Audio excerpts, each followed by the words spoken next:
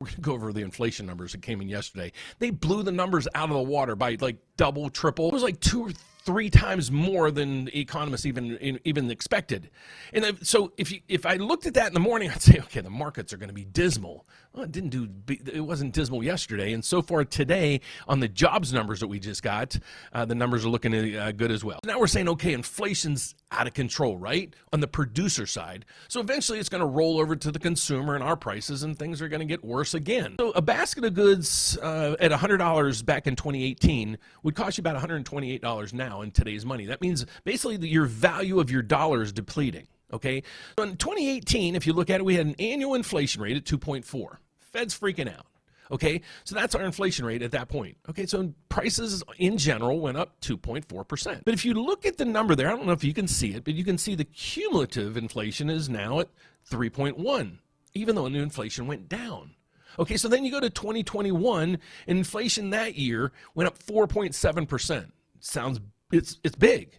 But look at the cumulative effect. Now our prices are now almost 8% higher cumulatively going back to 2018. And you can fast forward that all the way to now. And people were saying, okay, prices aren't coming down. Well, this is where inflation was.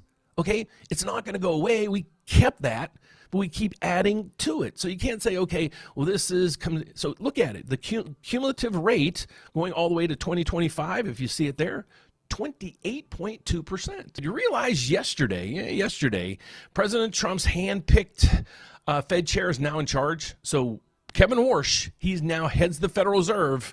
Is he going to be telling the president, yes, we're going to start cutting rates? Or is he going to come in and say, no, we can't cut rates because of the data? How can you cut rates when you know, this is what happens over time if we don't get inflation in check? So he knows this.